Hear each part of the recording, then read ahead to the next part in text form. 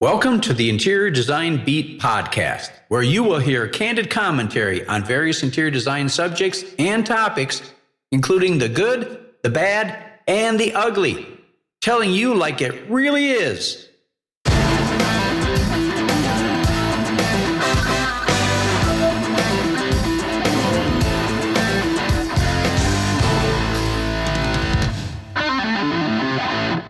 Welcome to another podcast episode.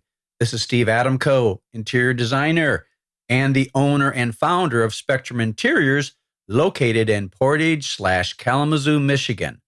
I'm also the host and producer of the Interior Design Beat podcast. Today, we're going to be continuing on in the realm of color. Matter of fact, color as it applies to your home. So this is an extension of the talk we had or the conversation that we had and my opinions of the color of the year. So just to recap very quickly, the color of the year via Pantone is very Perry, which is kind of a periwinkle. And 6 paint manufacturers like Benjamin Moore, Sherwin-Williams, PPG, a couple others have green as their color of the year. Though it is a neutralized or grayed out green, one of the companies has a little bit greener green than the others, but nonetheless, they're in the green category, grayed out, neutralized quite a bit. So they more approach a gray than a green, but it's, let's say, a grayish green, or you might say a greenish gray, probably more apt to call it a greenish gray. That being as it may, we're going to talk about color as it applies to your home. Now, superficially, it may seem that your home provides purely physical comfort. Actually, the home plays a vital psychological role, and it's a primary factor in your emotional life, and at the same time, an expression of your character and individuality. Your personality expresses itself in your choice of colors for the walls, in your choice of style of furniture, and in the arrangement of the furniture.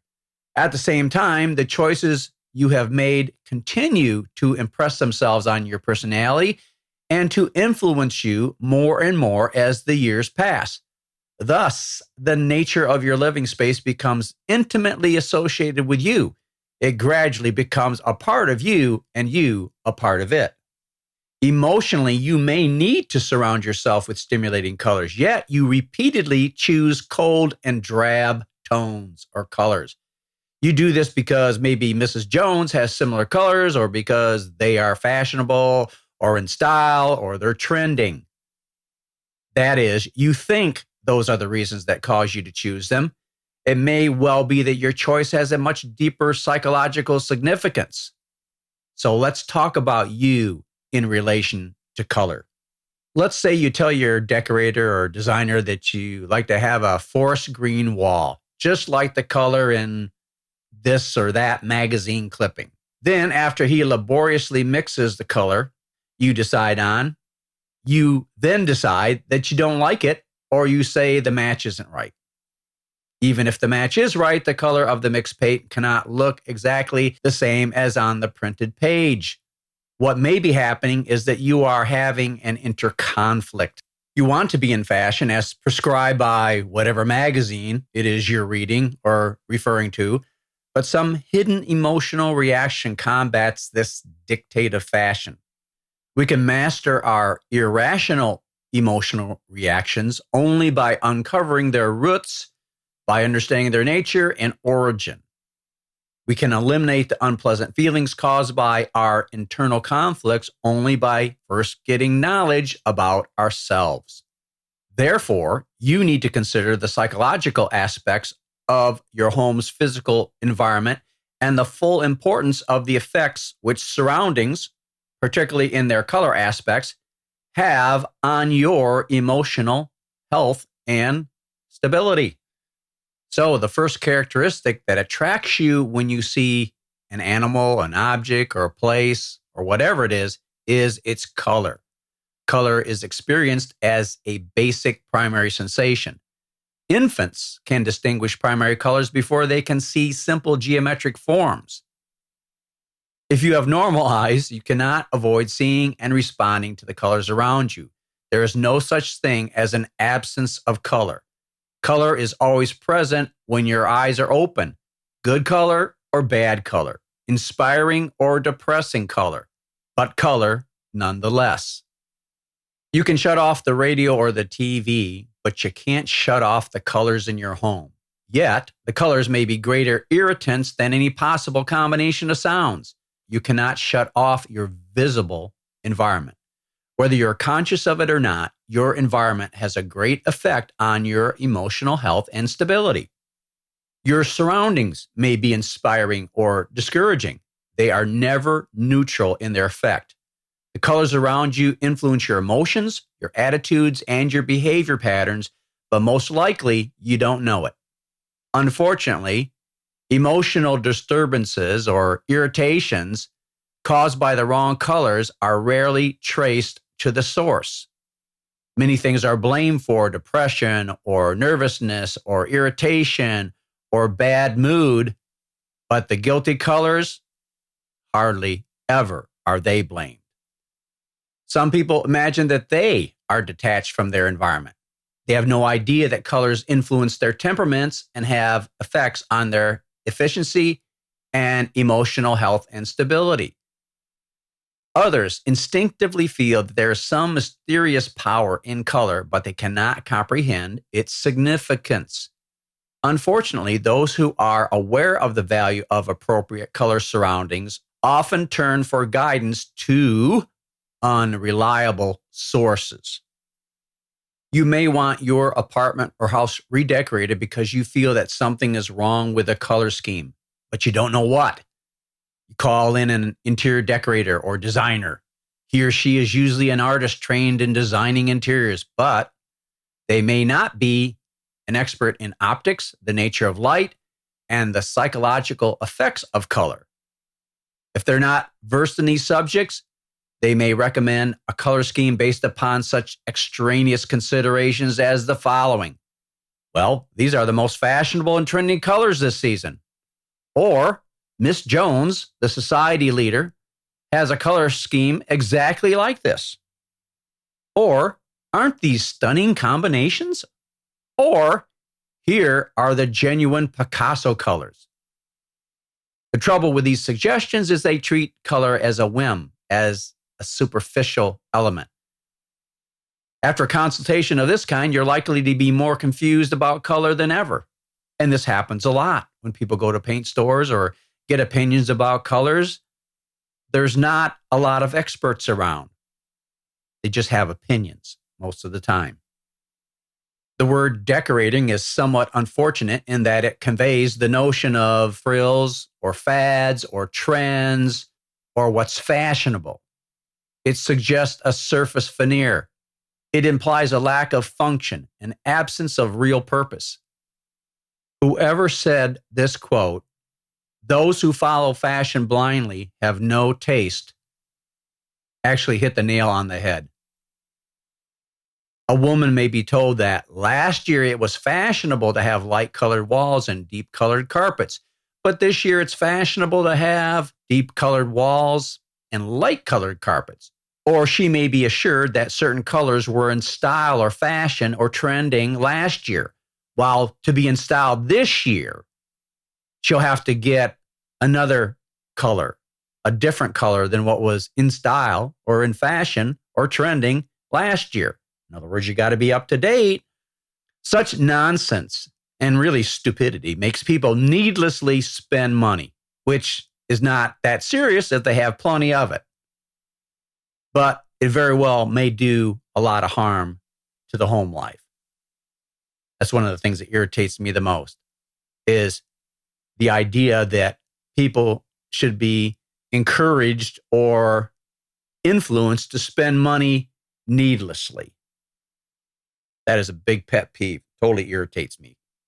I'm looking forward to the day when color will not be linked with decoration, but with design. When color for the home will be considered interior design and associated with the psychological makeup of the occupants. Either color must be taken away from the quote unquote decorator, or the decorator must become a student of psychology. In other words, get some brains and some knowledge and some common sense about color. People who are serious about furnishing their home should become aware of the psychological aspects of color. There was a noted Chicago dealer in home furnishings that cooperated in a color study and provided the facilities in his business establishment for conducting psychological tests with colors. After witnessing the results, he adopted the scientific principles of color and its effects and is now using them in serving his clients. In explaining some of the reasons for his success, he reports the following. Now, not only do I give my customers quality furniture with beautiful colors, but I have a reason for recommending each color, and my customer has a reason for accepting each color. And he said, my customers and I have reasons for combining specific colors. And he says the customers are related. They thank me profusely for what I've done for them. I'm pleased and happy because I found the man who took the mystery out of color. Well, that's an important aspect. Some people just don't know much. They're just selling furniture. That's it. They don't have the knowledge. They just say, well, for these reasons, this is what you should have. But it's just like anything else. You really need to back it up with substantiation, reasons for doing what you're doing. Okay? Because everything affects something else. It's a domino effect in this business of interior design. So I can appreciate the last part of his enthusiastic statement, but what he really meant, I think we can conclude, is that by using sound principles of color in home furnishings, he is assured of satisfied customers and an increasingly successful business. As he emphasized on another occasion, my customers not only get harmonious colors for their homes, but they know why each color is chosen. Well, as a professional interior designer myself, I agree with that. We need to know why. Again, substantiate why we're doing what we're doing, not just because it looks pretty. Like that may be a good reason, but let's have some more good reasons other than just that. That's kind of like having a one-legged stool. Let's have at least a three-legged stool. Okay, that's where stability comes in. So really, there is a lot to know and understand regarding your emotional reactions to color so that you can surround yourself with colors that will add a lot to the enjoyment of your home. They are, nonetheless, backgrounds, as I've said before, for the things that hang on your walls, the things that are in front of your walls, including you. Because most of the time when other people see you, you are in front of a wall somewhere in the house at all times, unless you're standing in an opening. But still, what's behind you is still a backdrop. Everywhere you go, there's backdrops for you. And those backdrops should make you look wonderful and the things that you see in your home look wonderful. Now, here are some important considerations. Every color has a mate. Colors are components of light. Where there is no light, there's no color. Objects generally absorb some of the light and reflect the rest of it. The color of the object is dependent upon which parts of light are absorbed and reflected. Thus, a red object, like an apple, reflects the red part of the light. An object is black when it absorbs all the colors. It is white when it reflects all of them. Now, that's all the colors that are broken up, of which white light is composed of. So that's the entire color spectrum. Color harmony is functionally dependent upon the eye, and in this sense is a physiological phenomena. The eye is anatomically and physiologically equipped to receive the waves of white light and the waves of color, which are actually parts of white light. The afterimage phenomena, or the afterimage phenomenon, demonstrates the complementary relationships between red and green and between blue and yellow. Now, these are complementary colors. Looking at one color brings forth an afterimage of its complement. Place a small green object before you and a sheet of white paper nearby. Gaze at the green article for about a minute, then turn to the white paper. You will see on the white background the appearance of the same object in red. This is called an afterimage. After looking at green-blue, if you turn your gaze to a white or neutral surface, you will see orange-red. After looking at magenta-red, you will perceive green. And so with violet, blue, and yellow, and all the other pairs of complementaries. So every hue brings forth a complementary afterimage. Now, when complementary colors are placed next to each other, the effect is both stimulating and pleasing because the afterimage of one color enhances the other. The blue afterimage from yellow enhances the blue and vice versa. The red afterimage from green enhances the red and again, vice versa. Because of the afterimage, we can have harmonious combinations of a neutral color with a pure hue or color. So gray will appear reddish next to green, yellowish next to blue, and bluish next to yellow. The afterimage on a gray surface is weaker than on a white surface because gray does not reflect as much light. That the association of colors in pairs is a natural phenomenon of vision is corroborated by the facts of color blindness. Usually, color blindness takes the form of inability to see red and green. Very occasionally, the colorblind person cannot see blue and yellow, but total color blindness is typically fairly rare. Complementary colors are natural physical pairs because when mixed in light, they produce white light. They are optical pairs as demonstrated by the afterimage. They are also a psychological balance of warm and cool hues. From a pair of complementaries, you can get a host of shades, tints, and tones, all of which comprise a family of colors that can be combined and tuned to stimulate, to relax, and in general, to provide very pleasant home surroundings. So to repeat, there are physical, optical, and psychological aspects of color and how it's used and how it's perceived.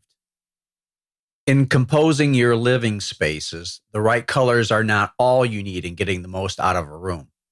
The arrangement of the furniture is important, and so is the style or the character of the furniture pieces. And they're just as vital in planning your living space.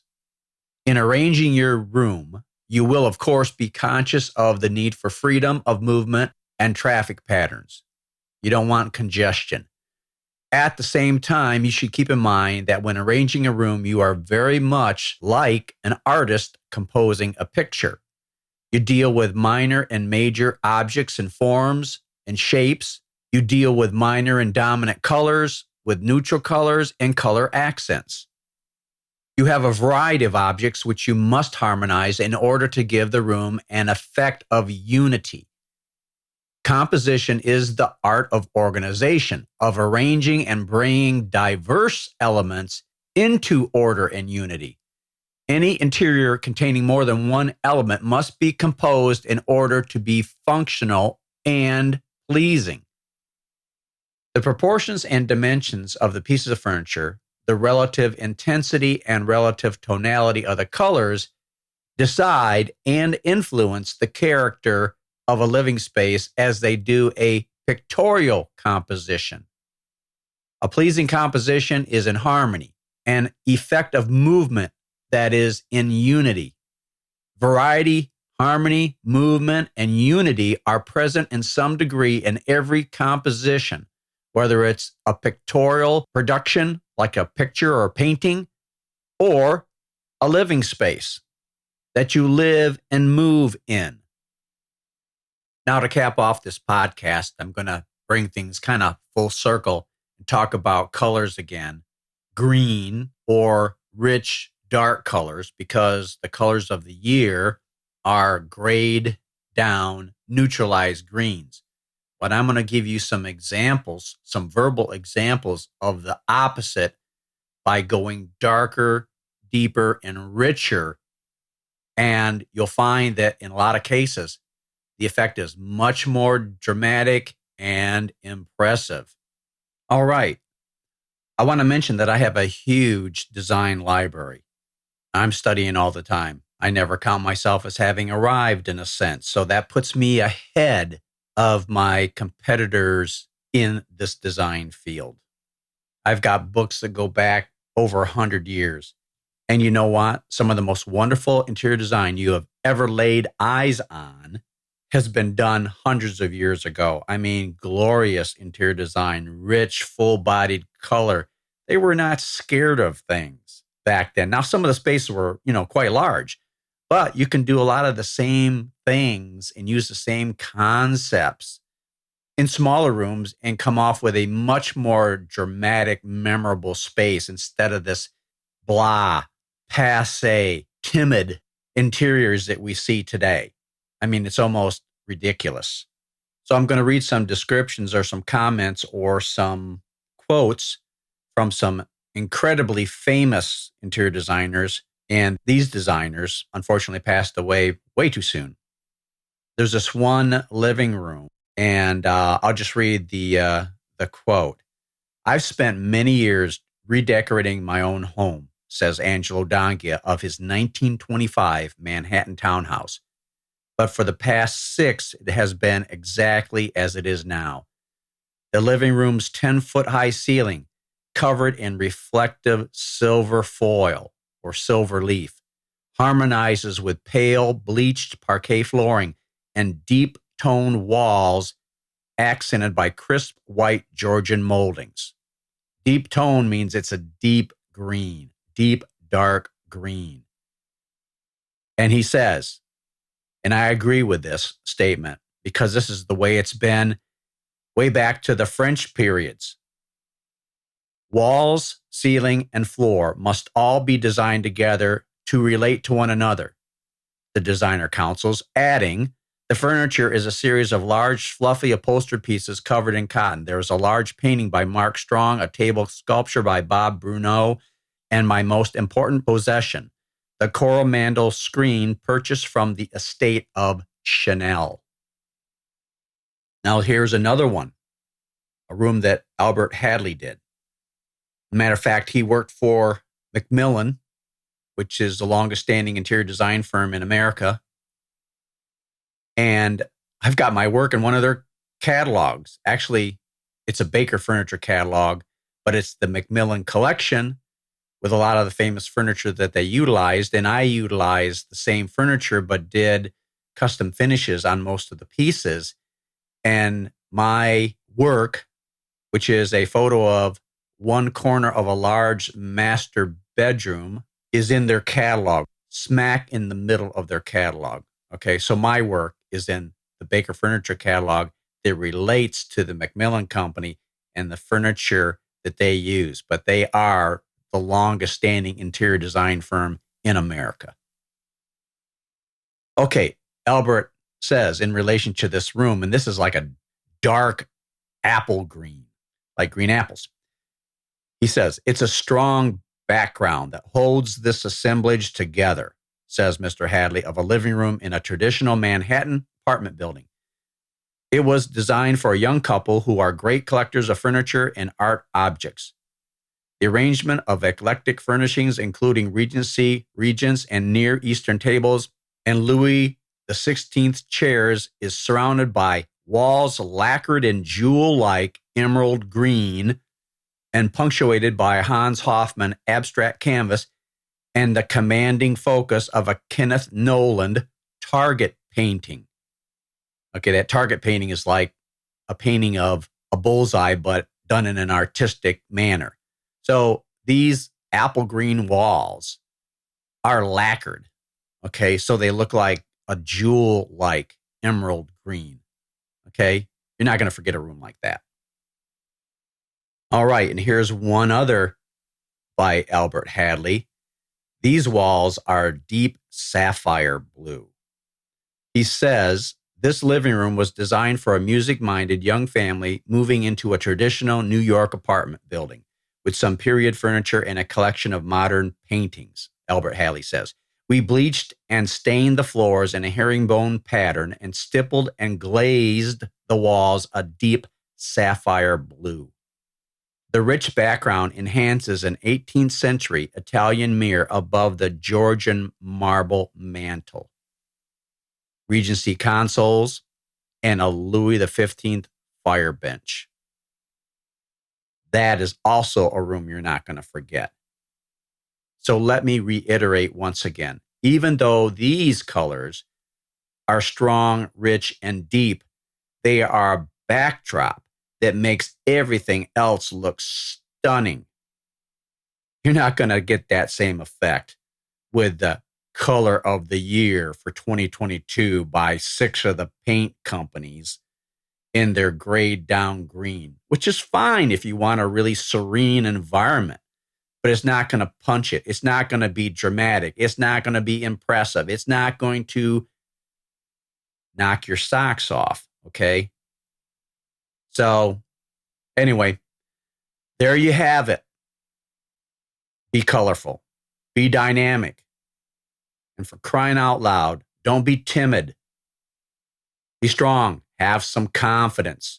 Realize that it's the backdrop to make things, furniture, artwork, and people look fantastic or marvelous, as Billy Crystal would say. All right, that wraps up this podcast. I hope you have a phenomenal day and enjoy it immensely. Okay, we'll talk to you next time. Have a great day.